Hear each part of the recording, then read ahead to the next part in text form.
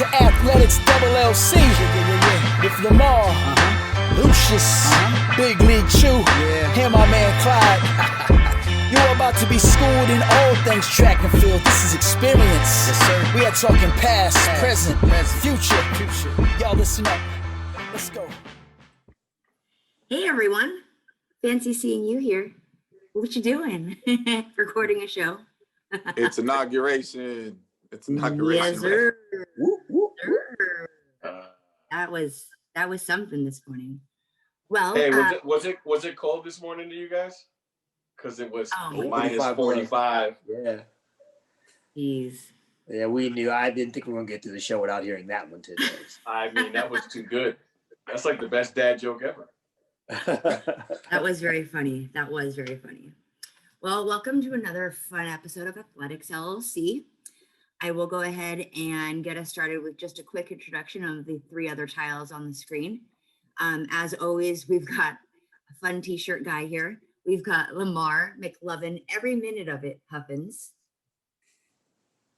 Oh my goodness. We got Clyde. I do love that tie. That tie is awesome. I do love that tie. And last but definitely not least, Sir Lucious. Good evening, everyone. Oh, y'all don't think I was going to forget, did you? No, of course not. Of course not. Well, we have a lot of things to talk about because there was a lot that happened this weekend. So we will just jump in that lava and see how much sets fire. So track is officially back because of all the things that happened this weekend, right? So let's just get our hottest takes, kind of see what stuck out the most to us, and what are we liking that we're seeing right now? Whew. Well, I will just say that I always think it's amazing when world records get broken. To have a world record broken the very first week of competition in a season is insane. And for it to be a rhythm event like the triple jump and an age event like the triple jump and have it be broken by a youngster in the first meet just tells you like 21 is going to be a crazy year. And I think I'm not sure that everybody's going to get their timing and their timelines right as it pertains to an Olympics that may or may not happen. But at the end of the day, there are going to be some monster performances this year. And I don't want to mess up his name. So I think it's Hughes, Huggue. I believe that's right. Whatever your name is, young man, starting off the season at 1809 or 1807 is 1807. Look, 1807 in July is phenomenal. 1807 under a roof in January is just some altogether different stuff. So I want to kick off the conversation about this weekend with what I think is the most ridiculous thing that happened in a ridiculous weekend. Would you like to go next, sir? Or would you like me to go? Oh, I got a few, so go by all means. Go ahead. I got stacks. Okay. I think that it was, again, just first of all, great to see everybody back at it. That was the big thing. We'd had a couple of weekends where just a few people got at it, but this past weekend, a lot of people got at it. So that was great to see. And I'm sure there are a lot of people that were constantly, there was live feeds and Facebook feeds and this and that and the other. So it was great to see that stuff. And then, I'm going to start with Miss Moo down at Texas A&M. Wow. Under 20 American record right off the bat. Came real close to the world junior record. I felt like, the young man at Texas Tech and his sprint double was pretty daggone good. It was good to see the young man from Florida State, who was a kind of a rising star a couple of years ago and was injured most of 20 to see him back and running well again. There was a Matthew Bowling sighting, right? Everybody's pretty excited about him running 664, but I think the most impressive thing that dude did was split 45-4 by himself with the 4x4. That was the dangerous part for me. So I'm gonna let you go because I don't want to, steal any of your stuff, but because I could do this all day. But I'll let you go. No, you pretty much stole all of it. Actually, I should have jumped in there when I had the chance. No, so no, I'm sorry. obviously, you know, we work in the collegiate realm, and you know, just for me as a fan of the sport, as a true nerd who loves to sit around and geek out on all of this, me and mine weren't competing this past weekend, so I had nothing better to do than to, you know, geek out on track stuff. I watched some of every feed I could get access to. I looked up every meet result that I could find, and there was great stuff, you know, all over the country. And you know, props to, you know, the coaches and the teams and the athletes that, you know, have managed themselves well enough to come out the box on fire. From a team perspective, you know, I'm gonna straight give it up to Texas Tech and Texas A&M. I thought from a team perspective, they probably had the best overall weekends, and including the young lady who I can't remember her name. I was just so geeked about the triple jump that she put up. You know, it was a great week triple jump, apparently. You know, she had a great time, but individually speaking, the three performances that stood out, Lucious already called two of them out. Her name is Ruth. I'm not gonna try to pronounce her last. Yeah. Right, I wasn't gonna try to pronounce her last. Ruth. Great job, Ruth. Oh, okay. But Miss Moo at Texas A&M, opening up your collegiate career in 201 is, you know, insane. And I think we've all been, you know, watching from afar in her youth, like that girl is special and everybody knows she's special. But for her to pop out like that just is a testament to how special she is. And I can't wait to see what she's going to ultimately do. I think collegiately speaking, every record at that distance is going to be absolutely obliterated by this child now, not 3 years from now. I was really impressed with Trey Cunningham, opening up at 764 in the hurdles. Again, superstar athlete in high school. We used to talk about bad birthdays. He's been a bad birthday in the NCAA the last couple of years, having to deal with the Holloways down there in Gainesville.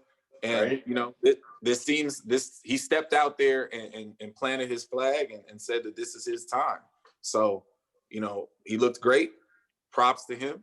And the other one that stood out to me, and I don't know why a lot of people sleep on this young lady, but again, she was phenomenal in high school and she's been nothing but great in the SEC and at her school ever since she's been there. Abby Steiner popped out in 22.8. I was going to say that one. 22.8 in the 200 as an opener. Like, hey, listen, that girl's different. And, you know, for me, those three performances were the ones that I sat back and was like, my God, like if this is where we're starting, where are we going to finish? So I was very excited about all of that. So props to all those people. Now, I want to give a big shout out to Mr. Lightfoot and the pole vault. I mean, you know, you come right out with the collegiate record, I think. And the funny thing is like everybody thought, like, you know, when Mondo and my man at I think South Dakota State, I think is where he's from, when they're setting it up there, like, oh, nobody's going to break that record. And he's like, sure, I'll just do it the first meet of the year. You know, like, why not? And wait a minute, can we be respectful? Correct me if I'm wrong. That performance is the one that made it to the ESPN top 10. Absolutely did. Yes. Yeah. Listen, at number 8. Yep. If you get yourself on the ESPN top 10 in this sport and you're not in the Olympics, that is amazing. So thank you, sir. Thank you, ESPN. Thank you, everybody, for that. That was dope. Yeah. Which just tells you again how crazy it is. You break a world record and you don't make the ESPN top 10, right? They probably they probably didn't make it because they probably didn't have video of it. That's probably not. I will say this though, you know, when I thought we were going to round back around, I was going to say something about Abby Steiner, and what I think is amazing about her. Every time I see her run, my first thought is she was on a soccer field, and how ridiculous did that look? Yeah. That could have been fun for the rest of them, right? Steiner, she went to Kentucky on a soccer scholarship. I was about to say she went to school to play soccer originally, right? And I just think to myself, like, how ridiculous, because I remember how fast Mia Hamm looked on a soccer field with other people, right? And Mia Hamm's no parts of that kind of fast. Like, a phenomenal athlete, but no parts of like, I can beat everybody fast. And Abby Steiner is like fast for real. I just can't imagine what she looked like kicking a soccer ball. Like that had to look absolutely crazy. And it's funny you say that because, you know, obviously, you know, soccer and we're in the same building with soccer. And occasionally they'll come to me and they'll be like, hey, is this girl fast? Like, is she fast enough to help you? What does she run? Well, she's like 24/7 in the 200. She's like 11.9. I'm like, well, no, she's not. She's not track fast. She's really fast on the soccer field, but that's not track fast. And Abby Steiner is track fast and retarded fast on the soccer field. You can't even imagine her just running around people. That just had to be not fun at all, trying to chase her around. I imagine she got tripped a lot. She got tackled a lot. I can imagine. Yeah, I can't imagine. So you know what, Abby, if you watch the show, can you send some footage? Because we want to see what that looks like. Yeah. and let's also give, you know, Clyde brought up Texas Tech and Texas A&M, you know, 145 and the 800 open up, right? Yeah, no, they had performances. Yeah. The A&M has 2 girls over 21.5 in the long jump. And I don't know why her name has escaped me right now, but the good multi they have there, she was 21.5 and she 21.8 and 6 feet in the same meet. You know, just kind of like, wow. You know, there was a lot of really good stuff, a lot of excitement. You know, I'm interested to see young Randolph Ross, who was, you know, a star last year indoors, right back at it, opening up at 46.20 at Kentucky. You know, pretty much by himself. You know, that was it. That was good to see. And we talked about it. I think there's just a hunger. There's everybody's kind of, you know, glad to be back on the track. And then, as we know, the fact that it's a, you know, maybe an Olympic year, you know, so this will be 2 maybes in a row. But maybe an Olympic year, and maybe the last track meet you run in every time you step out there. Yeah, so, yeah, exactly. You know what I mean? Right. And I think that's the sense of urgency everybody's having. Hey, we finally figured out how to get kids to focus. Hey, you know what? You might never run track again. You should go ahead and run fast. Yeah. There you go. And we apologize if we missed something that's some people think was newsworthy, but there was so much going on this weekend. It was a lot. I mean, for a first week, this has got to be one of the most ridiculous first weeks ever. Yeah, I would agree. I mean, the timelines were active this weekend. Like, you couldn't open up a social media page without something like exploding at you at one point. Right. So every hour it was just ridiculous. Well deserved. Yeah, absolutely. Absolutely. Well, let's move on a little bit here and let's talk about the kids that aren't playing yet. If you aren't familiar, the CIF, who is the governing body for high school sports in California, has not allowed for return to play for any sports. So they're still fighting for the fact to participate in any said activity within the governing body. So there are some entities outside of that who are participating in some type of activity. I'm going to call it that, not necessarily sport. You know, ultimately, what do you think the effects of this are, and what are your thoughts on still holding back on playing still at this point? We're now 11 months post shutdown. I struggle with this issue. I really do. You know, you can take a lazy look at the COVID situation and say, oh, look, California has the most cases in the country. Well, yeah, we also have the biggest population. So we were always going to lead in the most cases. If you look at the per capita numbers, we're doing better than most people. Having said that, there are pockets of our state that are just tragically overrun with this issue right now, and people are dying. And so as a native Californian, as a person lucky enough to work in this state and be employed by, you know, a state university, I'm not gonna knock Gavin Newsom and the leadership that has kept high school sports on lock. I think it's the cautiously responsible thing to do. We as a state have not proven that we are willing and capable to take this thing in the serious manner that it deserves in order for these kids to get their high school seasons back. No, the majority are like, when so many people are acting irresponsible and it's getting worse and it's getting worse, it's getting worse, it's hard to ask the governor and the powers that be, like, we know it's getting worse everywhere, but let the kids play. Like, so I get that. On the other hand, there are real, serious, drastic consequences for all these athletes if they don't get an opportunity to play.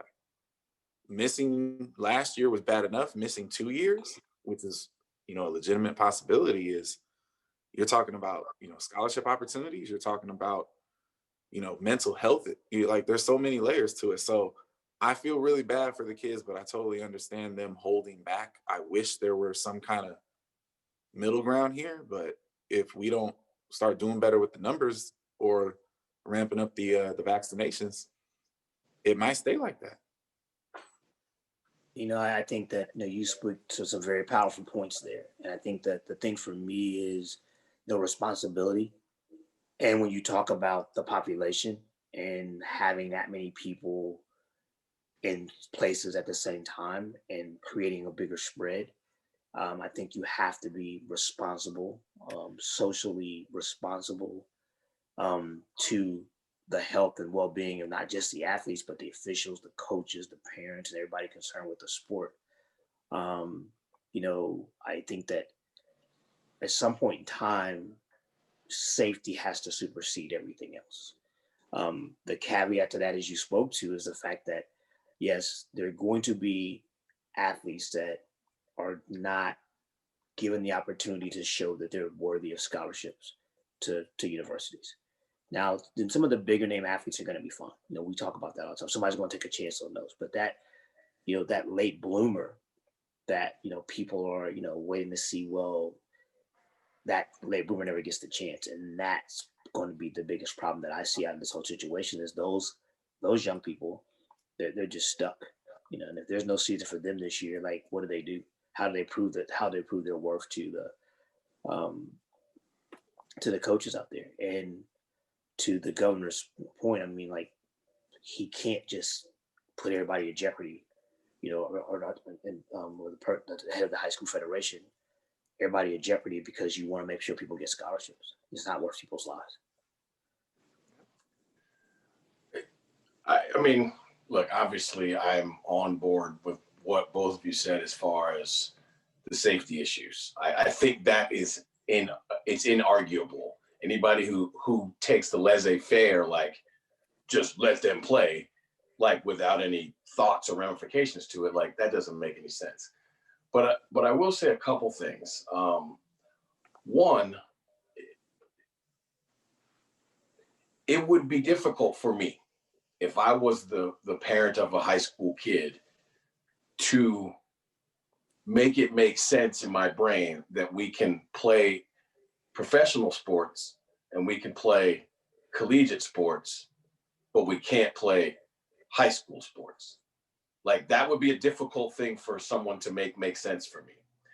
And then two, like, the rest of the nation needs to understand what we mean by ramifications. The Southern Section track meet, the Southern Section finals, right? This is one, you know better than I do, Clyde, but how many sections there are, I don't know, right? But it's one section. I want to say it's like 23.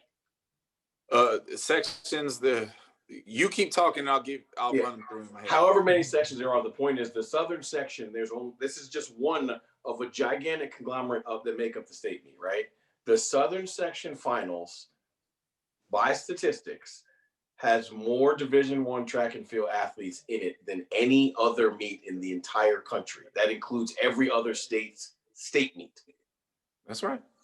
So if there's that many kids that we're talking about that are clearly because look, getting a track and field scholarship without junior stats or senior stats, you're not just special, you're different, right? Grant Holloway was good enough for that, right? But I'll just say this, I didn't even run track my first 2 years in high school. So clearly I would have had no career, right? So there's a whole lot of people out there who are really good who couldn't do track in college without junior or senior years. And so I completely get the safety piece. Like, I get why lives have to matter most. But what I don't get is the lazy approach to it of lives are at stake, so we're not going to do anything. Like, I think we owe these young people more brain power put into how can we compete safely, right? Like, I don't want anybody to compete in an unsafe fashion, but I do think because spring sports are being competed at almost that, I think so. I had one of those dads this weekend tell me, like, high school football only didn't happen in California, Illinois. It was 4 states, right? So the other 46 states competed in high school football. So the point is, like, high school sports are being competed everywhere else in the country, right? So there's got to be a way to figure it out to how to do it safely, especially for the spring sport athletes, because they already lost the season. Yeah, that's the big one right there. Yeah, they've already right. lost. That, like, it's one thing, like, the high school basketball kids in California, like, that's terrible and that's awful, and high school football for sure. But they had their junior years. Yep. So the spring sports, the baseballs, the baseballs, the outdoors, the spring soccers, the track and fields, like, everything that happens in the spring in California, all of those kids already lost a season. So now I feel like all of your brain power should be spent doing 2 things: figuring out all of the safety protocols to make sure that the virus doesn't spread, and figuring out how to compete high school athletics within that. Right? Yeah. Is that a tough problem? For sure it is. Is it above my pay grade and my brain matter? Probably. But at the end of the day, with as much space and brain power as there is in California, there's definitely ways to do this. So the crazy part, and I haven't checked it in a while, but the original plan was to move all the sports to the spring. Mm-hmm. So football's supposed to be getting played in the spring, like the SWAC is getting ready to do, and some other smaller NCAA conferences. And from a track and field perspective, we were all like, well, great, because half the talent on the men's side in track all play football, so I guess nobody's running track this spring, right? Like, that was the initial worry about it. Now, there's a legitimate possibility that nothing may go on. And for me, and we've all been dealing with this in the NCAA, like, all this, when it comes to COVID, all the sports ain't exactly equal, right? Like, it's way easier to pull off a track meet or a tennis match or safely from COVID or a baseball game than it is a football or a basketball contest. But we all understand, just like at every other level, football is where the money is. So everybody really is trying to figure out how to get the football thing done first and foremost. Mm-hmm. So it's like, for me, I'm just, and to Lamar's point, like, I was one of those kids. I broke a bunch of, national records, pre-high school, but my freshman year of high school, I had to get ankle surgery. My sophomore year of high school, I had to get reconstructive knee surgery. So I was nowhere on the radar, track and field wise, after the first 2 years. By my senior year, I'm number 3 in the nation. But if I didn't have my junior and my senior year, I wouldn't even have gone to school. Who knows where I'd be in the world right now, because my mama damn sure couldn't pay for me to go to school. So I get emails from kids like that every day, and I'm like, bro, like, I hear you and I want to help, but what can I do? Like, with the marks from your freshman and sophomore year, like, it's really tragic.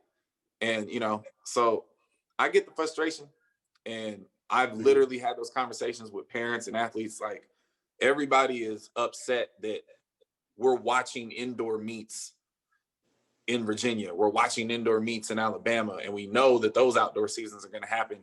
And our high school kids haven't even been able to start practicing yet. So those that are training, they're doing so in parks. They're doing so on random hills. They're doing so in the sand, and that's cool. And if their parents got money, then they can get on a plane and go race in Virginia or something like that. But come the end of February, is there going to be a CIF schedule for track and field? I hope so. I mean, there are families that are moving. Yes. Yeah, I can. Yes, they are. Yeah. To Arizona. I'm going to speak to your point about the parent understanding. I received a pretty aggressive email from a parent who couldn't understand why there was no high school division in Florida Relays this year.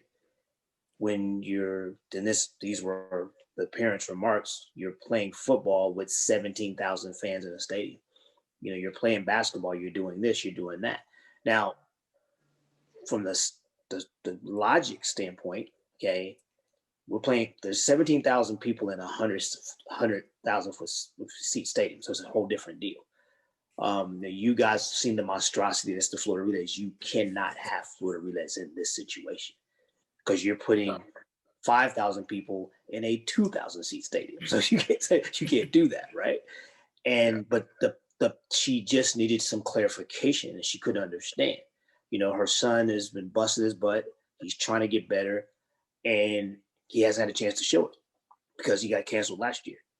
And now she's afraid if he gets canceled this year that he doesn't have a chance to go to college and she can't afford to pay for him to go to college.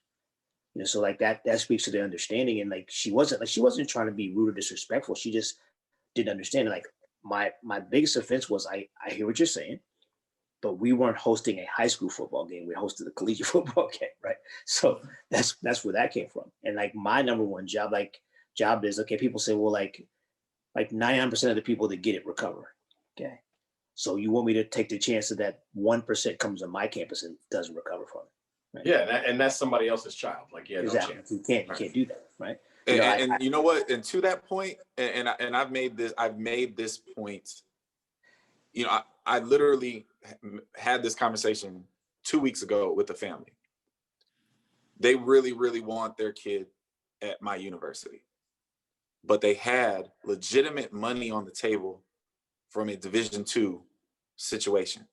And I said, guys, you don't even know if you're going to have a season. Take your money and run with it. Like in this scenario, how can you bank on the maybe that I might get to race when you have coaches and athletes at legitimate places offering you scholarships? This is not the time to play those kind of games. If you have offers, you need to seriously consider signing those things. Yeah, this is not the time to be prideful. No. It's not the time to be playing let's make a deal either. That's not the time for that. You know. Not right now. It's too big of a risk. And again, I think the thing that people have to realize here is that, you know, we're all in shaky situations, right? Like for anybody that's talking about hosting a meet of any kind, you know, you're kind of sticking your neck out there right now. So, absolutely. So when you're talking about if there's a safety protocol put in place, it's put in place for your safety. Nobody's trying to be a jerk. Nobody's trying to be, you know, difficult here. These protocols are put in place for the safety of anybody that walks into that building, anybody who walks into that facility. So if you wanted to get better, then play by the rules, you know. And I don't think everybody understands that. You know? Yeah, and that's been my ultimate frustration specifically with the California situation, because our bureaucracies started this off doing things the right way. They followed the science, they listened to the professionals, they asked everybody to handle their business, and then people got lazy with it and were like, oh, we're good. And now it's way worse. And the cost of that is this. Your kids may not be able to do something because the collective, you know, of us didn't handle our business. That's the thing that people who live in major cities and major areas don't understand. It's like, it's 5 times more important for you to wear a mask than somebody who lives in Indiana or Ohio. Because, and we have big cities in Ohio. No, for sure. But what I'm saying is most of the people who live in the Midwest, right? We live horizontally. Mm-hmm. We spread out all over the place, right?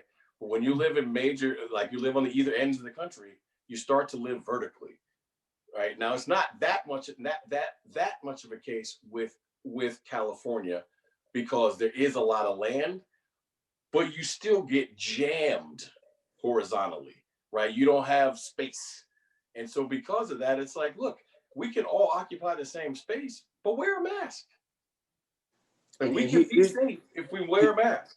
Here's the biggest thing that I want to put out there, folks. Right, and then this is a hard pill to swallow, but you better swallow it. The longer we let this go on, the least likely we're ever to get back to normal. Absolutely. So we can wear a mask for a year, year and a half, or you might end up wearing it the rest of your life if we do not conform to this. You have to do what you got to do to make it better. You have to. It's going to take a collective effort. It can't just be every fourth or fifth person trying to make it better. Right. I mean, if you don't want to be wearing masks for the rest of your lives, and looking at football games and track meets and everything else with no fans in the stands, not only wear your mask, make the other people you know wear masks too. Let me better state something I said earlier. Not all. So as of February 1st, they are trying to instate some sports. So the less contacted, the outdoor sports are going to start practicing February 1st. Not everybody though, and that's the issue.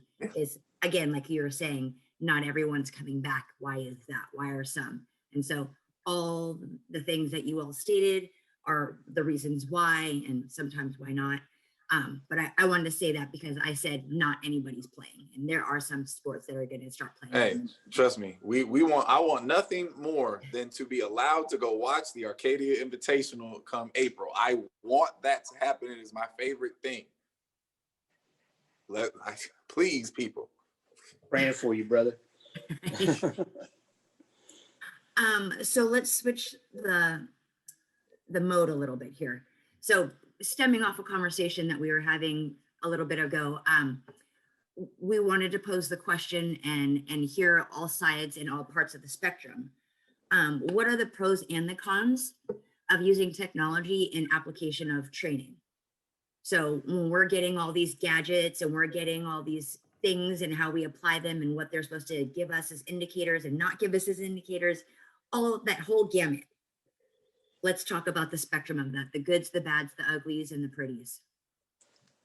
I can delve into this one first. I think for me, and we've talked about this a little bit before with some other things, but I think that too often what we do is we become obsessed with whatever the gadget is, and let me speak to the wonderful machine that is the 1080 machine, right? Everybody that's got one is intrigued with it. Everybody that doesn't have one wants one because they think this is the magic pill to get people to run fast. Well, first of all, let me say that people ran very, very fast before the machine was ever invented. We'll start there.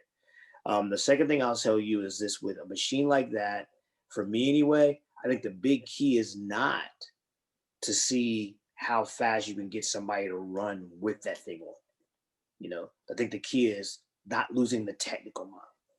I think that's what gets people in trouble. Like, they're so obsessed with how fast somebody can run on it that they're risking injury because of it. Like with any training tool, whether it's assisted, whether it's resisted, whether it's wickets, whatever you're doing, if it's disturbing the technical model and the natural rhythm of a person's flow, then it's a bad thing. It's a horrible thing. So I don't think it's ever a good thing to become totally dependent upon any training device. And so for me, the pros of any training device is that it can help you get in positions and do things at a higher level than you think you can. The con to that is exceeding those levels for me. Very well said. I would agree with that 100%, every word of it. For me, it wasn't until very recently in my life and my career that I started to be able to gain access to the toys. Couldn't afford it. Okay. Couldn't afford it. And the places I was working wasn't going to buy them for me. Okay. So for me, out of necessity of not having the toys, I always had to find creative things, in my own head and with the things that we had around us in order to get results done. So for me, now that I may be in a position where I can afford a toy or two or have access to a toy or two, my attitude is, as long as the toy doesn't take away from your instinct as a coach, as long as the toy doesn't get you to focus on the machine and stop focusing on what your eyes are telling you, then find a way to integrate it if you can. But when you start to lose your skill because you're beholden to the machine, you have played yourself and ultimately are going to ruin your kids. So if you're going to implement whatever new technology into your training, first of all, make sure that you know what you're doing with it. Don't just get the new timing system so you can go brag to your friends that you got the new timing system. That don't mean nothing. Don't go burn your last 2 paychecks on the dynamic piece of equipment that your rival has just so you can act like y'all are on the same plane. Like, toys are toys for a reason. Not everybody can operate a computer properly. Not everybody should have a computer. Okay. So if you're going to have the technology, 1, you need to know what it's for. 2, you need to understand how to use it specifically to who you're working with. And 3, and for me, most importantly, never let the machinery overtake your skill set as a coach. I think because technology is so easy to get now, and every year something new is coming out, every year things are being improved, it makes a lot of coaches lazy. They think it's a hack. Like, ooh, let me get this thing and I'm instantly going to be better. Actually, you might be worse because you don't know what you're doing with it. So, take the time to learn, get educated, and be careful. So my take on technology,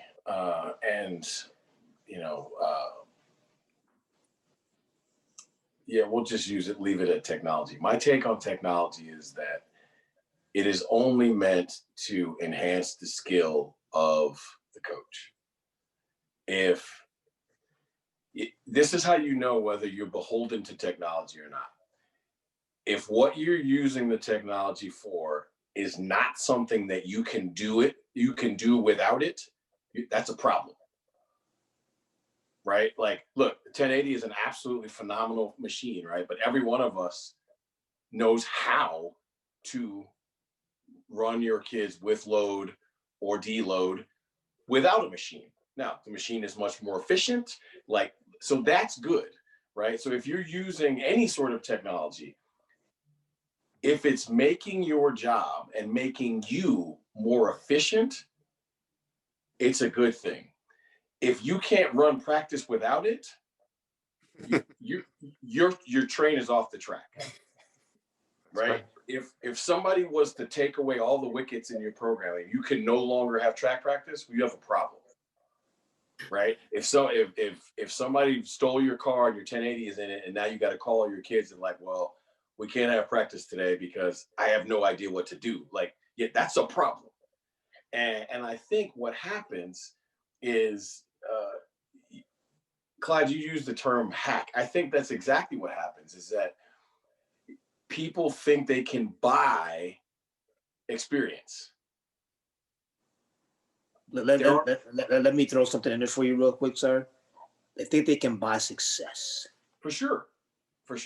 And that's I guess that's what I mean by experience, right? Like, part of what happens when you have experience is you gain faith in your ability to produce marks every year, regardless of what clay you have to work with, because you know that your skill will impart on a certain level of athlete that you recruited, and we will get in a range of these marks, right? Well, if you need a machine to make those marks, you're not a very good coach,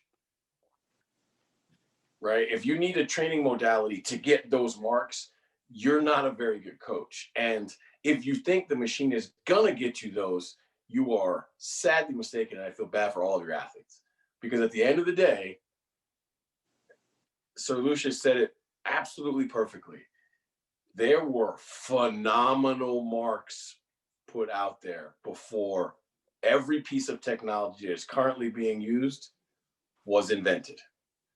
And I don't mean like they ran fast for those days. I'm talking about there are marks that predate technology that would play right now.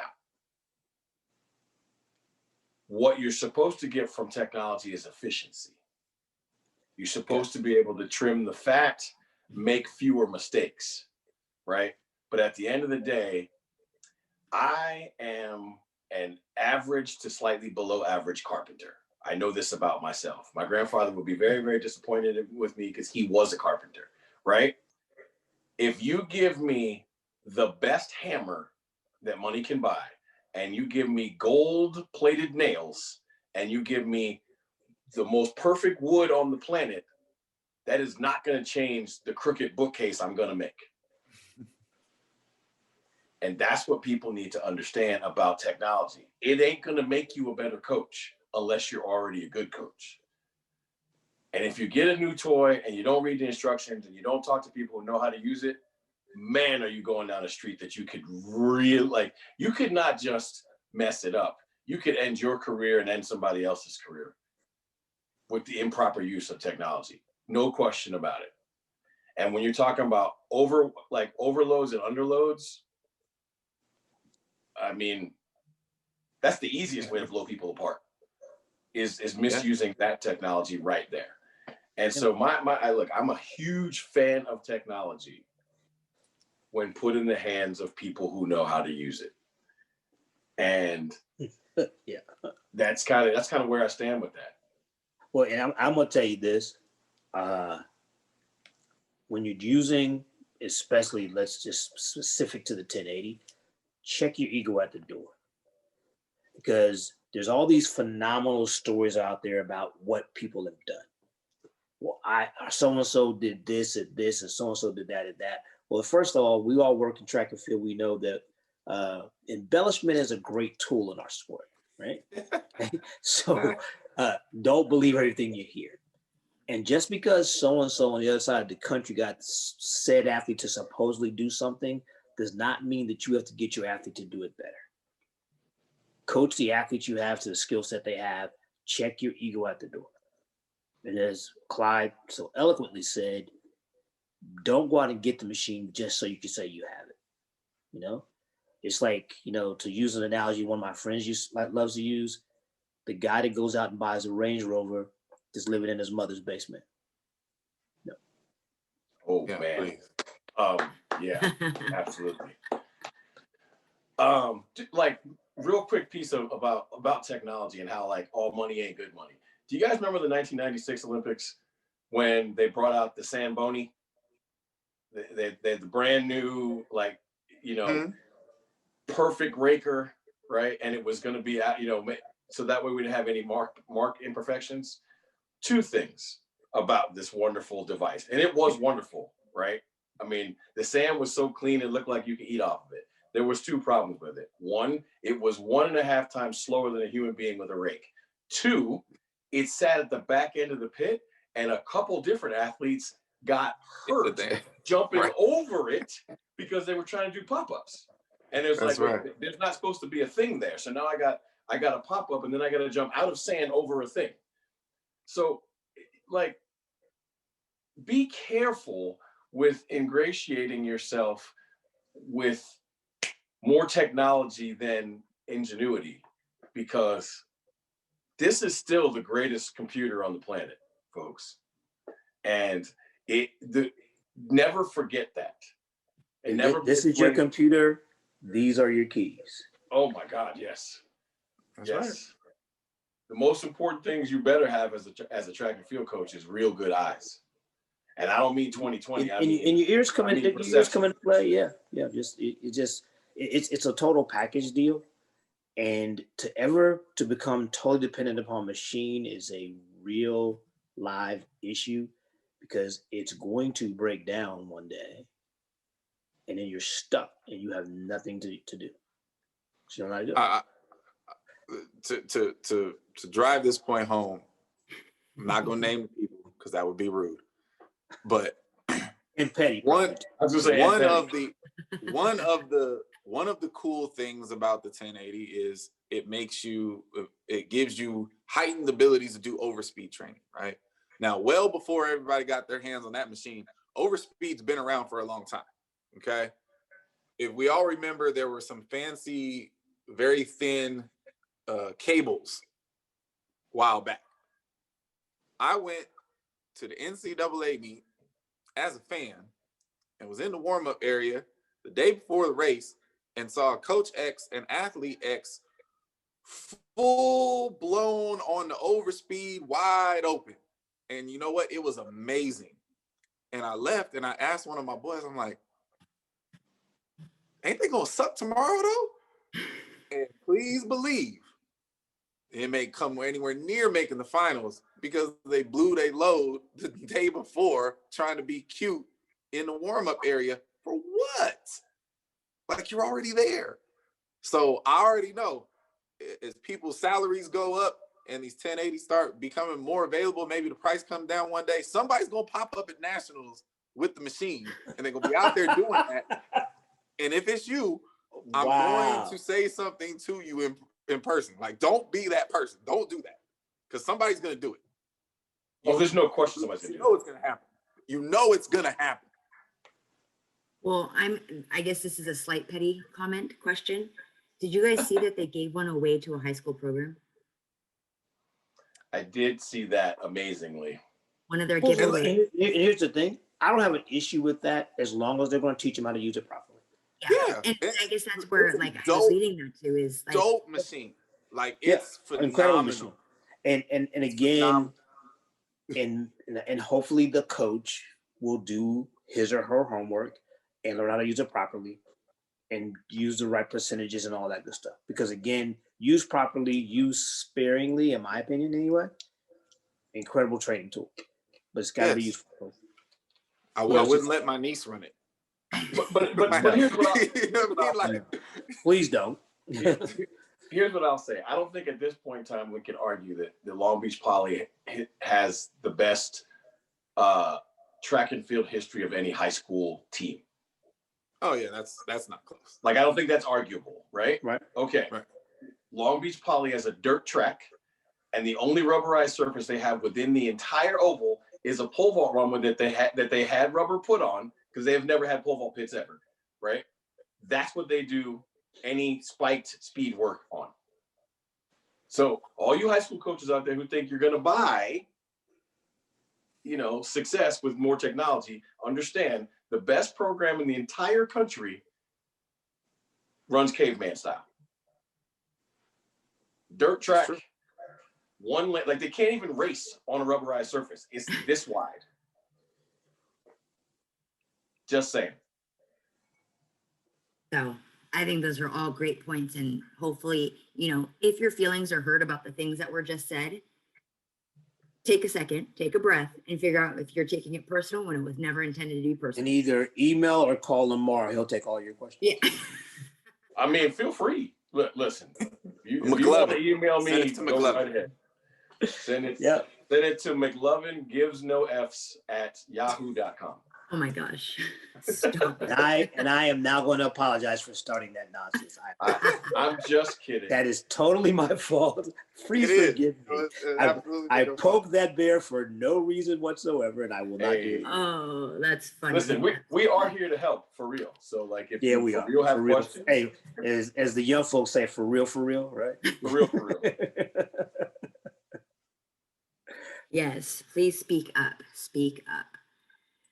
That was really funny. All right. So let's continue this conversation that we've had over the last, I think it's going on 3 weeks now. The NFL playoffs. Where are we at? We got to get a check-in. So this weekend, baby. 319. So let me lay the format out. This past weekend, we had the Bills play the Ravens and the Bills won. We had the Chiefs play the Browns and the Chiefs won. The Bucks played the Saints and the Bucks won. And then the Rams played the Packers and the Packers came out on top of that one. So as it stands, 1, 2, 3, Chuck had 3 of the 4. I'm sorry, Clyde had 3 of the 4. Lamar, you had 1. I'm the only one that's 2 and 2. Just go ahead and call me out. Okay. I'll call myself out on that one. I mean, look, you're a Browns fan, so I get that. That's but I didn't pick the Browns. I picked the Ravens. That was my problem. Yeah. That was my problem. He picked the old Browns, the ex-Browns. Yes. Exactly. So So I'm gonna go first since I'm the biggest loser on this panel. That's what comes to this. But first of all, kudos to my Browns. Great performance. Absolutely. And I absolutely had a great chance to win that ball game. Kudos to the Bills. They handled their business. Kudos to, I'm going to give credit where credit's due. The Tampa Bay Bucks played a phenomenal game. I don't think that 12 won the game for them. He definitely didn't hurt him in any way, but the defense was phenomenal in my opinion. The defense they just got it done. They shut down. They knew Breeze was hurt. They knew he couldn't do certain things, and things that he could do, they took away from him. I don't know who the DC is there, but kudos to that cat, and kudos to the guys who went out and executed it. Todd Bowles. I think it's Todd Bowles. He used to be the Jets coach. Okay, well, hey, Todd got it done, and then when it comes to my guy up in Green Bay, I mean, that was the best quarterback on the field last weekend, in my opinion. That guy absolutely got it done. He did. So I'm still. I mean, if the Chiefs don't have Mahomes, I don't know how they beat the Bills. To be honest with you, but I picked the Chiefs, so I got to stick with them. I'm not gonna be the bandwagon guy. I've rolled with the Chiefs this far. I'm gonna keep riding with them, and I think it's going to be a good game. I do, but I'm still riding with Rodgers and the Packers. Because that dude's just on a whole nother level in my mind right now. So we'll see if Mr. Bowles can draw up something to stop that right now. So. We can represent both for this one. Well, let's do one half first. You want AFC or NFC? You pick it. I don't care. Let's do AFC. Go ahead. I mean, okay, so I'll keep it real quick. I think the Chiefs are going to beat the Bills, whether it's Chad Henne or whether it's Ferrari. I think if it's Ferrari, it's surgical, and it's not. I don't think if Ferrari plays, I don't think at any point in time you think the Bills are going to win the game. I think if he doesn't play and Henne plays, I believe that the game is one of these, but the Chiefs eventually have more firepower and will win. I like the Bills and the way they're constructed. And I will say, if they had another wide receiver that would strike fear, that would be a problem. But I don't think that they can score enough to beat the Chiefs, because I think even with Chad Henne, I mean, dude's been in the NFL for 14 years. Like, he's not a buster. Like, he's not Ferrari. Let's be clear, right? But he is driving a Ferrari. Like, there's so much offense on that roster that he just kind of has to, like, not screw it up. Take the plays that they give you, because there's going to be a lot of plays that you're going to get.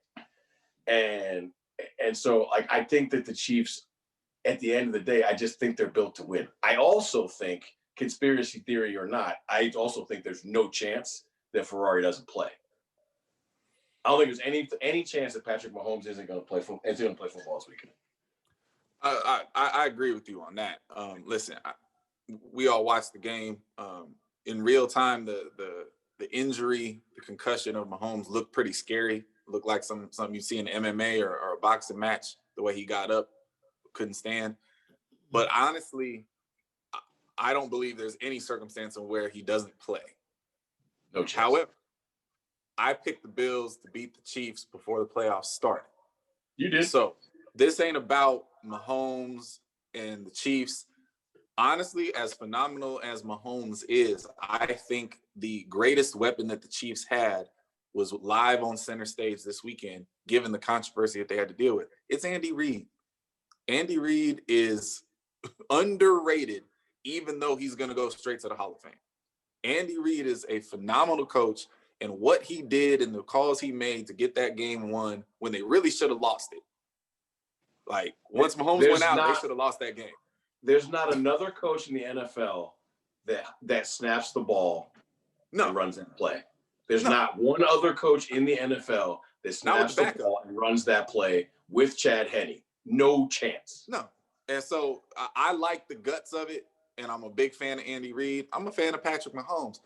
I just think the Bills have something special going on right now, and I don't think they're necessarily the better team, but this ain't the NBA where we're going to play 7 times. You play once. I think the Bills are going to take out the Chiefs, and I've been saying that for weeks, and I'm sticking with that. Cinderella is 11:59. I hear you. So since you went first there, I'll go first on the other side. When Tom Brady came to Tampa Bay, the super fan said, going straight to the Super Bowl. The super hater said, it's all about Belichick. They're not even going to make the playoffs. The smart people in the middle said they're going to have to figure it out. And the biggest tell that they have figured it out came from an interview that Bruce Arians gave this past week, where he's out there talking about, it's funny because he's being critical of New England and Bill Belichick, who has, 6 rings. Bruce Arians shouldn't ever be critical of Bill Belichick. But he said, up in Tampa Bay, I'm up in New England, they didn't let Tom, make any decisions. They didn't let Tom have any part of the thing. We let him coach down here. Oh, really? Because in the beginning of the season, when the offense looked a mess, it was all because Tom, you were in the media criticizing Tom because he couldn't get your system right. So somewhere along the middle of the season, Tom sat down and Arians sat down and like, hey man, look, we're going to do this my way. We're not going to do this your way. And ever since that transition has happened, Tampa Bay looks phenomenal. And that's why I'm picking them. And I will take Tom Brady in the rain, sleet, hail, snow of whatever in Lambeau Field over Green Bay and over Aaron Rodgers any day and twice on Sunday. Aaron Rodgers is great. Aaron Rodgers is first ballot Hall of Famer. Aaron Rodgers is going to be the MVP. But it's going to take a hell of a lot more than Aaron Rodgers to beat Tom Brady. Tampa Bay has the better defense of the two teams. Tampa Bay has the better postseason quarterback of the two teams, including at 43 years old. Tampa Bay has more weapons than Green Bay does. Green Bay has the lure of Lambeau and how well Aaron Rodgers has been playing. They got stomped out earlier in the year. It was a long time ago. Both teams are better now. I'm putting my money on the GOAT, not the real money because we're not allowed to gamble. We all understand that. But in this right here, I'm picking correctly at 70% thus far. Tampa Bay versus the Bills is the Super Bowl. There you go. So once again, my beige compatriot has pontificated and wasted a good solid 5 minutes of your time. But I love it because his passion is to be applauded. And I will say there's a great amount of intelligence in his argument, but it is unfortunately, he won't admit this, it's jaded by his heart. He loves Tom Brady. Absolutely, I admit that. I agree that Tom Brady is a difference maker for sure. I just think that at the end of the day, if there's one dude in the NFL I am not going to bet against, especially at this point, it is a motivated, chip on his shoulder Aaron Rodgers. And their defense and offense fits together and plays the game together better than every team left in the game. Like, they have a symbiotic relationship. They can win games 20-13 or 42-30 if they have to. But at the end of the day, when the defense needs to make a play, they always have this year. Yes, I know they lost in week 6, but you don't have to go 16-0 to be the best team in football. When they've needed to make plays, they've always made plays, and Aaron Rodgers doesn't do anything but make plays. So at the end of the day, Devontae Adams and his homeboys, because I can name the rest of them and most human beings cannot. They have some very colorful names too. They are going to be open on a regular basis because they don't have to be very open to be found, because the surgeon has the scalpel and is doing what he does.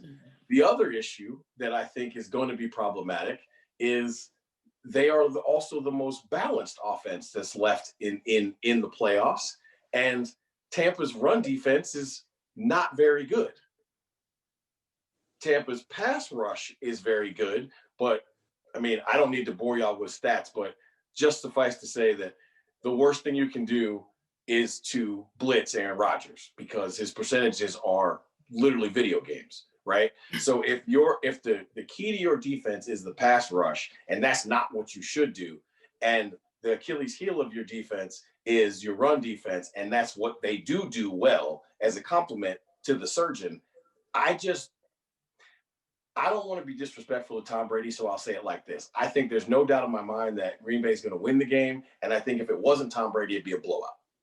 I don't think Tom Brady's going to allow. I don't think he's going to allow any team he's on to get blown out. But I think the line on the game is 3, and I don't see it being that close. Okay. I just want to throw 2 things at you based on what you just said, sir. Last week, I don't remember which of you 2 it was. Pretty sure it was Lamar that was telling me Alvin Kamara is going to run all over Tampa Bay. If the run defense is so bad, they sure enough shut down Alvin Kamara. Just saying. Now, you said chip on their shoulder, motivated Aaron Rodgers. Sir, in their entire career and including right now this season, there is nobody with a bigger chip on his shoulder than Tom Brady. There is nobody more motivated than Tom Brady. Yes, Aaron Rodgers was disrespected by his team by them drafting Love or whatever his name is. Totally get that. They disrespected the man. Tom Brady left his home of 20 years and 6 rings just to prove a point. His chip is bigger. He's the 7th round pick. His chips are bigger. His ego's bigger. Ego's bigger, chips bigger, all of that. He's the 7th round pick who still plays like he's going to be drafted in the 7th round. Aaron Rodgers was always supposed to be Aaron Rodgers. 6th round, isn't it? 6th round, 7th round, whatever you want to call it. Chip on your shoulder, motivated. That is Tom Brady's entire persona. It will never be more than that for Aaron Rodgers. And can I pose a question here? Yes, please. Is your part-time job as like Tom Brady's press agent or something? No, don't need to be. Because look, honestly, I got no truck with Tom other than the fact that he went to Michigan. Other than that, he's a great guy, right? But I get that you think he's the GOAT. Well, he is. But, that's not the debate. Okay. But again, we're all entitled to our opinions, right? But Tom Brady will not win this football game by himself. That's all. Nobody does. It's football. Exactly. But see, when you talk like Tom Brady's the reason I do this, and they do that. Like we've had this discussion before. Like the game, in my opinion, last week was won by the defense, not the offense. The defense won the game. Let me finish. The defense put the offense in spectacular positions to do well.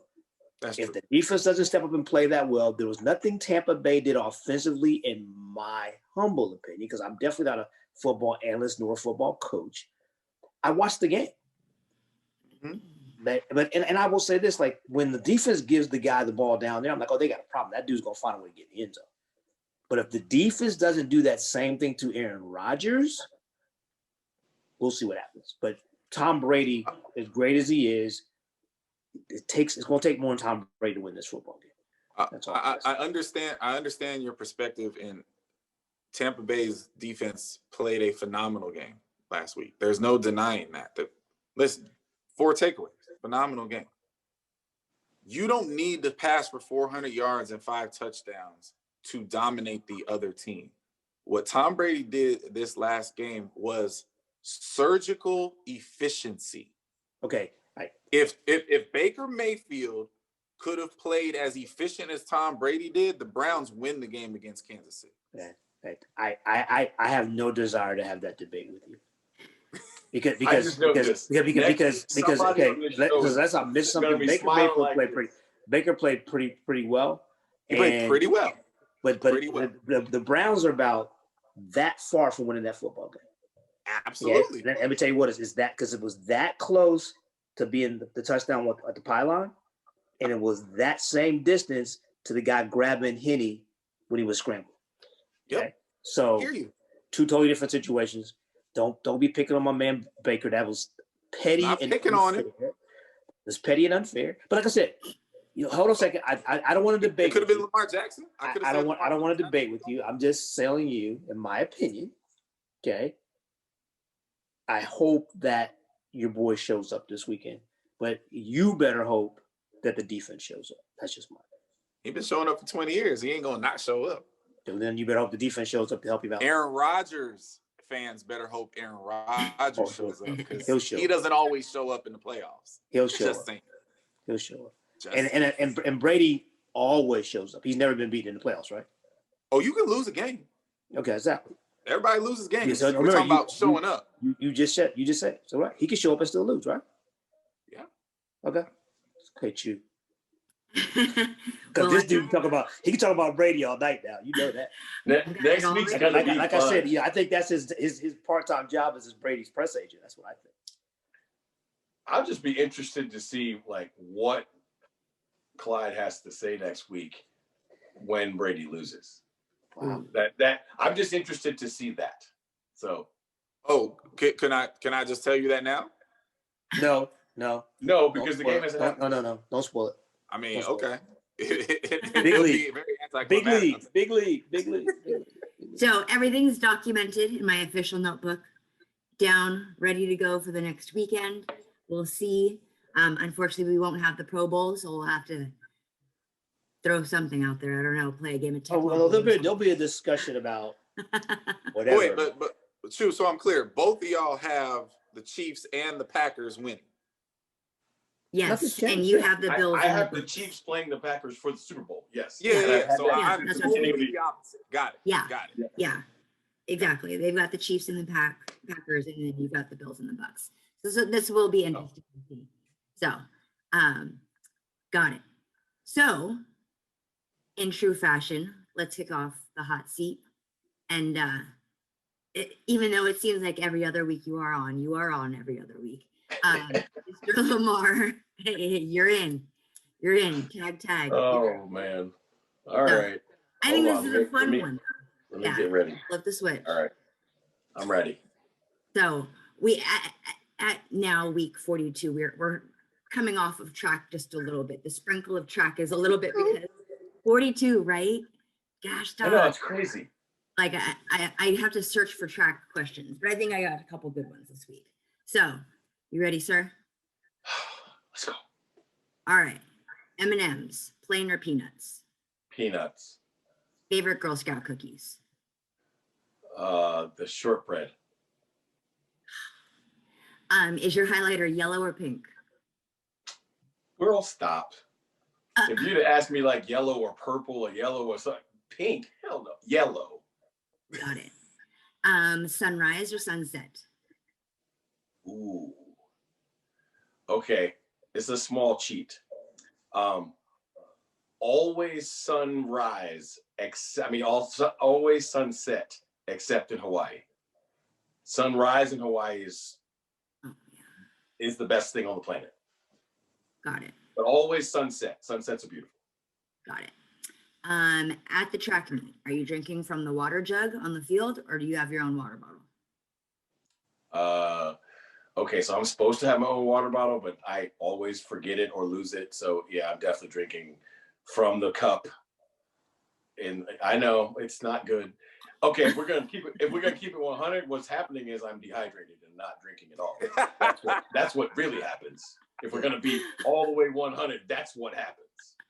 He's swallowing spit. What's left Yeah. of We it? ain't got to worry about it no more. It's COVID. He can't do stuff like that. No I know, This right? is the facts. There are no water jugs. There are no water jugs on the infield, so I'm either dehydrated and curled up in the corner, or I'll remember the water bottle. Which meet has the best hospitality tent? That's a great question. Right? Because this is a thing. This is a thing. Okay, so I'll say I'm not a hospitality tech connoisseur like most because I coach like 9 million events and usually I have to like run up and grab food and get out. But I think the best hospitality food I've ever had is the NCAA meets in Eugene. Of course, that's the answer. That and if you can finagle, which I always do. They have hospitality at the NCAA meet in Eugene. Yeah. Yeah. It's on top of the little building right by the back finish line. Oh, whenever I've been up there, there's nothing up there. That's how. Yeah, that's because you're always there after the food has been served. There's food every time. Jeez, Great man. food. The only other place that has I believe you. high-quality food I'm mad. I've never had any. Jeez. is the press food at Texas Relays. Oh, you're a Not the cheater. coach's food. The press food at Texas Relays is phenomenal. Cheater. You gotta have cheater, mouthpiece to cheater. get in there though. You got to have mouthpiece to get in there. Which company makes the best spike key? Or which shoebox does the best spike key come out of? The best spike key is, well, okay. So I'm assuming you mean one that can be used universally, because the best spike key is the Mizuno one, but their spikes don't fit in it, and it's different. So,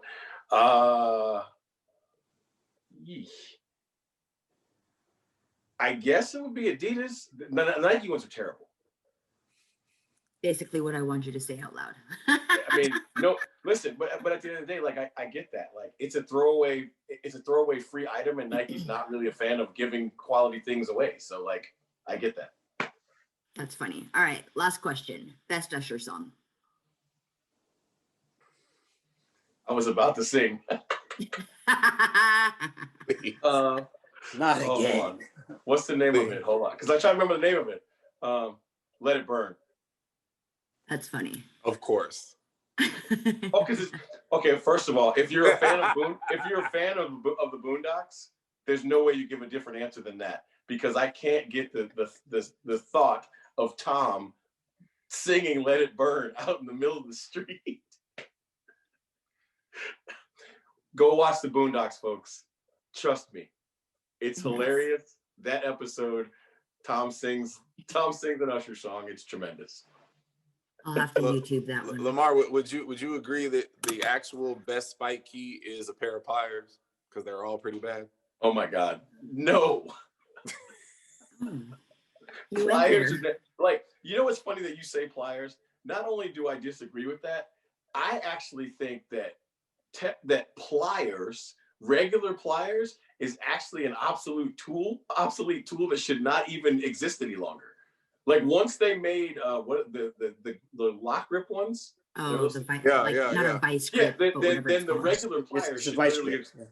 yeah, once they made vice grips, they should not make pliers anymore. It doesn't make any sense. So no, I do not agree with you that the best spike key. I will Somebody say this, always though. says that. Hey man, you got a spike key? Nah, I got some pliers though. Right. I will say this though. There's got to be, as much technology as there is in the sport of track and field, there's got to be a better way. Like we can make spikes that last longer, that don't dull. We can make some sort of spike sharpener. Like there's got to be a better way than what we currently have to deal with, because that is some nonsense. And especially, when you have to go to a track meet and they make you go outside and they scrape your shoes on the concrete to dull them, right? I mean, or if you have to go to a track meet where no matter what the length of your spikes are actually in, they tell you that you got to take them out and you got to put in these Texas A&M, LSU, every single time. I'm not even throwing shade. Nobody disagrees with me. Stop it. Say a word. I just thought that was kind of petty on your part, but It was definitely petty and true. You said what you said, so there it is. I did. Now it's on the table. Yeah. Anyhow, so sir, you have survived the hot seat this week. Oh, sweet. That was a good one. Let's see. That I'm was very well done, Big League. Well done. I'm trying. It's getting harder and harder as we keep going. Do you feel like you know us better or worse now? So I know, right? The Just looks perspective at might us be more worse. strange. That's all. I know. So, and I'll be honest with you, where it goes is I try to help highlight some of the things that people are the farthest from what they think they know of your personas, per the tiles, per standing at track meets in different coaches' boxes and whatnot. Like the pants question last week. Hey, look, and shout out to the guy that understood. I Yeah, know, right? I don't know who that is, but Yeah, hey, I my know. man. Yes, somebody understood. Yeah, we had a comment who said, I get the whichever shoulder is closest to the wall on our video. Oh my God. But yeah, I mean, we're human, right? And that's why I want to highlight that part. I think there've been quite a few people who thought they knew me, who were absolutely surprised at the fact that my favorite ice cream is vanilla, and they'll be just as surprised to find out that I like the simplest of all of the Girl Scout cookies. Like I think that's the first cookie they made, but it tastes good. Such a waste of $5. No, it's not. I'm kidding. And like the shortbread, that's it. Half the cookies that people like, I just don't like. Thin Mints is just not a thing to me. I don't like mint. I like mint in my drinks. Oh boy. Here comes the cup again. Blasphemy. I don't even have a cup tonight. Look, this is water. I'm on a cleanse. Well, I'm gonna just say that I think the shortbread's off the chain, and I mean, I can do with or without the Thin Mints. I mean, I'm not bashing the Thin Mints, but I can roll with it. I mean, if I have to, but I'm a shortbread guy. What's the one that has the coconut in it? Is that a do-si-do? Yeah. Samoas. Not allowed in the house. No. But burn those. Burn all of those. Not allowed in the house. Wow. I don't even want to see them. No, I'm good. And there are some things in life like you see them, like you see something you could take you remember the taste of it, and that's like no. I'm not a coconut fan at all. Yeah, I'm good. Again, that goes in a drink. Mint and so coconut go in drinks. Anyhow, okay, let's get off our fat train and go. Let's get off the Girl Scout cookies, and let's give some people some props. Let's get on with our heartbeat props this evening. Again, this is a part of the show where we want to just give credit to those who are still here, so that they know before, they don't hear it from our mouths ourselves. We appreciate them. We thank them, and we want to give them credit to what they've done for us and with us, in our careers and lives up to date or going forward, even at that. So, Nick Levin. I think this might be a show first. I'm actually going to give props to somebody I gave props to before. I'm going to give props to my mom again, because A, she's still here and with us, having survived COVID, but B, she has taken the, what's the word? I think when life-altering things happen to you, you have two choices, like get better or be defined by them. And I will give my mom some credit. She's lost some weight. She now walks and is getting some exercise. Funny story though, she did like sort of lightweight fall out of the bed, and then she realized she didn't have enough upper body strength to like get herself up off the floor. So she called me and says, "Yep, I need to start working out because there's no chance on this planet I'm ever going to be too weak to push my own body weight up off the floor." She would be mad at me if she watched the show. She doesn't. But we had a conversation earlier today, and I said, "Hey, are you going to go get your vaccine now that you're eligible?" And she says, "Well, how did you know I'm eligible? I just found that out today." I was actually proud of the fact that she found that out. Right? I was proud of the fact that she's paying attention to what's going on, and she wants to be here. And she's like, "I don't know how I'm supposed to get this vaccine, but I know I can get it now." I said, "Yeah, well, your group has been eligible since, for a week." She says, "I got a group?" I was like, "Okay." Oh my God. Okay. That's fun. Yes, Mama, you have a group. Those people who are 70 years of age and older and have been this far removed from having had COVID, yeah, you're in that group. So, but I'm gonna give shout out to my mom for actually like paying attention to what's going on with the virus and encouraging all of her other septuagenarians to always wear masks. And like to the point, she asked me for tap dance shoes for Christmas. Wow. Oh wow. That's the thing. Yeah. So I wasn't trying to take low hanging fruit. I think she was worthy of a secondary heartbeat prop. So that's you could throw out moms for heartbeat props. That could be a weekly thing. Moms always get extra props. I mean, because they buy great ties. There you go. Do that too. I'll go next if you guys want me to. Yeah. This has been a very emotional time for me, just watching what went on today with the inauguration. I've had a lot of phone calls, texts, emails, conversations in the last couple of weeks about the stuff that went on at the Capitol and things like surrounding that. And, I want to give a shout out to the people that have reached out to me and they who want to understand, who really believe and trust that they really want to understand the plight of the African American. I want to read a quote from Miss Amanda Gorman, who was just unbelievable today. There's always light if only we're brave enough to see it. If only we're brave enough to be it. And the biggest words in that statement are the two small words, it and if.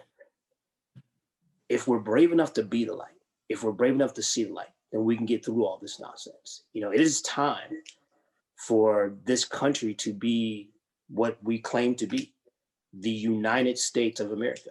We are as divided now as we've ever been, and hopefully it doesn't get any worse. So I want to give my props to the people out there who truly want to understand, who truly want to help mend this country, who truly want to get to the point where, we can be a great country. For those people that know me, I'm a big, LTD Jeffrey Osborne fan, and Jeffrey sang the song, Let's All Live Together.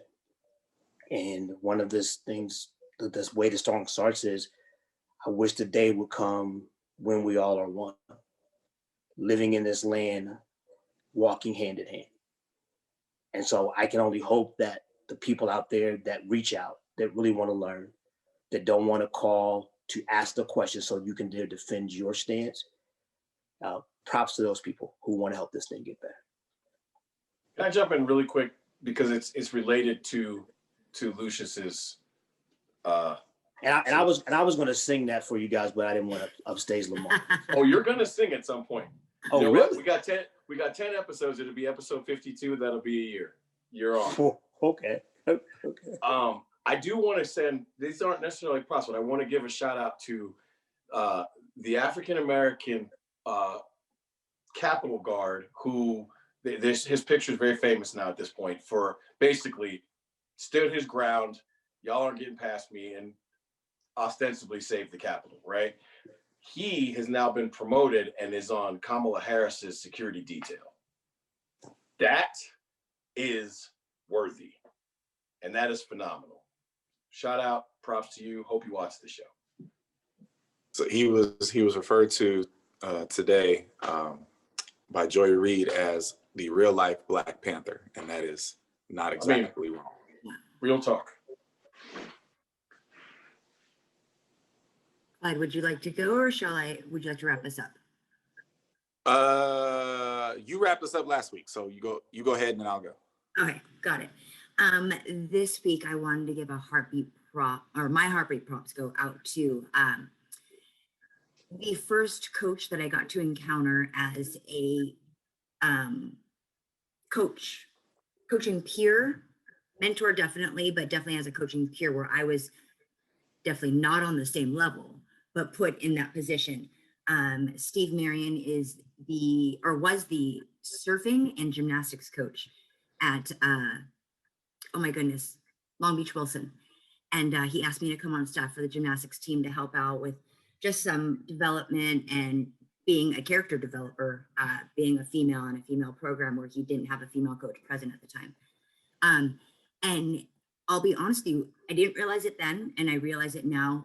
I mean, oh wow, 20 years later, that he was the coach who showed me that loving your student athletes is just as important as teaching your student athletes. because you will only teach them when they trust you, and they will only trust you if they think that you care about them. And at first, you know, being very young and just graduating college, I was like, no, you can't miss practice. You have to be here. And he was like, you know, you don't understand what's going on in their life all the time. You have to ask the why, you know, what is it that you need, things of that nature, and just furthering the knowledge about the student athlete themselves and actually caring about what they're going through. He opened my eyes to that first. And I was very young, prideful, egotistical at that time, but now I realized that it's engraved in me and it's in my heart. And I do attribute my quote unquote off track successes to that. So Coach Marion, I appreciate you. I hope you're doing well. I actually don't know where you are. I hope you're still here and you can hear this. But if not, I appreciate what you've done for me in my coaching career. So obviously everybody knows that we're very much into our sport here. Anybody that knows me well knows that, you know, politics is might be my second passion. I'm a political junkie, got it from my grandmother, always been with me. So throughout the course of any year, the people in my life who enjoy talking about those kind of things often will reach out to me. And throughout this whole last crazy year and this whole crazy administration that we just got rid of, like, people seem to always like hit me up and, you know, ask me like, what's going on with this? And should we worry about this? And I'm usually I'm like the even keel, like, hey, listen, here's the limits of it. Don't sweat it. And I've basically been, you know, saying that this whole time, from the moment the election ended to all this craziness that's been going on and all these court fights and the insurrection at the Capitol and all that stuff. And I've always been pretty chill about it. Like, listen, at the end of the day, the dude's going to go and we're going to have this new thing coming. And then because I'm on the West Coast, I got, you know, before I had to go and do my job today, I got to witness pretty much the entire inauguration in real time. And honestly, like, I cried like 7 times. And I realized today what so many people must have been going through all this whole process is like the stress of what we've all been living through became very real for me today all at once when I realized that it was over. Like, really realized that it was over. Watching Kamala come out there and be inaugurated, watching Biden come out there and be inaugurated, watching a return to smart people of character in leadership roles. But no one made me shed more tears today than the young lady that Lucious already made reference to, which is Miss Amanda Gorman.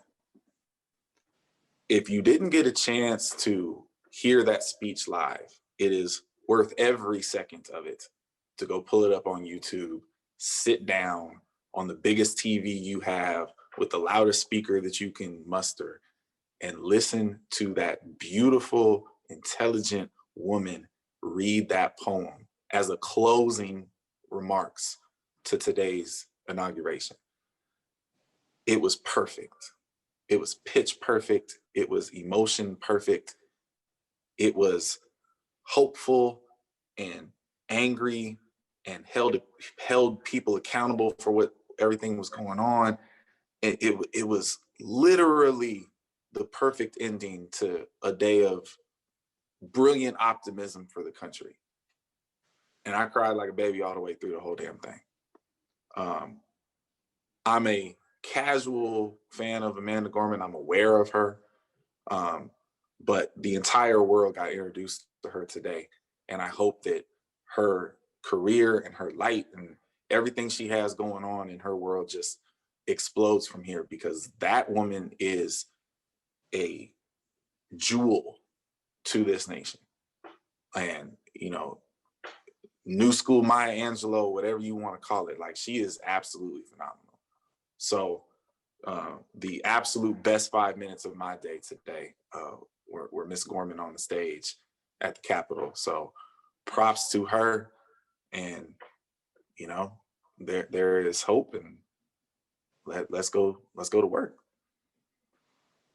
I mean, that young lady now counts Maya Angelou and Oprah Winfrey as friends. Yeah. And Yeah. you know, she was given a coat by Maya Angelou for the occasion, and there was a handcrafted ring with a cage bird insignia made for her by Oprah, and the earrings. And 23 years old, if I'm not mistaken. Yeah, it's either 22 or 23, but Like, she's the youngest. I think She's the 22, youngest person to speak by a long shot. Yeah. Just the visual of it was everything. It was great. Stunning. Absolutely stunning. Yeah, because if you didn't know who she was, you probably thought that she was going to introduce someone else.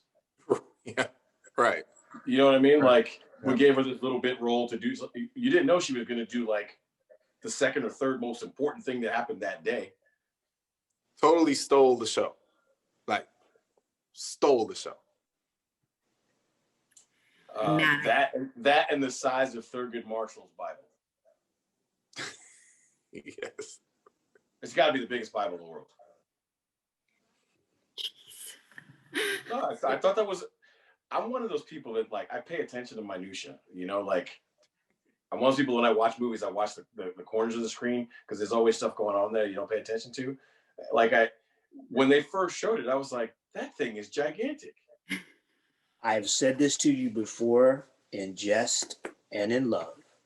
You can absolutely be an endless supply of useless information. Oh, there's no question about that. My brain works that way, and it just is what it is. I don't even take offense to that because that's just. No, he does not, because it's the truth. It's like, yeah. The number of times that, like, we have been sitting at a track meet and he points something out to me, and he goes, and I know you don't care to see this. I know you don't care at all, but, like, did you just see that? I'm like, then why did you tell me? Because I just thought you might want to know. Useless, Get us out of here, Chew. It's out. Yeah. It's happening. Because it's coming. It's happening. It's coming. That's my guy. I gave you the tidbit for the night. Oh, Yeah. my goodness. Go look it up. It's Thurgood Marshall's We just opened the Bible. fortune cookie. There it is. Yo, but the funniest thing is I did see a meme. Somebody said that Chew. they your boy. included the Cheesecake Factory menu. That's a good one. Stop That's it. why I was laughing. Stop it.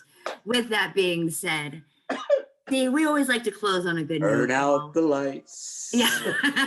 Oh man, We got him to sing. We got him to sing. I'm done. There you go. no chance. I'm done. So, anyways, as we all depart, all but one of us are heading to a meet this weekend. Good luck, safe travels for everyone else who is. Safe travels. Please wear your masks. Do what you do. Let your kids just shine bright all the way as you do as well. Thank you so much, gentlemen, for your time. It's always a pleasure sharing my screen with you all. Have a great night, and we'll see each other soon. Good luck this weekend, Hey. folks. Bye. When the lights come on, the road just get to running. When the mics come on, opponents smash the plumbing. Heard you like it warm, hot knife the butter. Truth hit 'em hard, knock 'em off that rebuttal. Tsunami, tidal wave to your puddle. Tough love punch you in the arms, little brothers. Athletics double, I'll see it, there's no others. Track and field's pace and we'll peel to go further. Hey, Wile E. Coyote, it's road runners. Feels like you know us, you've been with us the whole summer. If not for this quarantine, these four corners wouldn't be here, but we here, so start learning. You gotta earn your stripes, gotta get your scars. Show you how to fight, but show us who you are. You lack experience, but still you wanna talk. And who is actually talking to you? Circle's kinda small. Heads prevail when the backbone's strong. Gotta keep it coming, no, it won't last long. Pass and fail, then sell the sad song. And if you don't check yourself, then that's wrong. Just trying to give you the real that you asked for. So why you keep cutting us off to ask more? We put it in slow-mo, but you fast forward. Athletics LLC, the task force.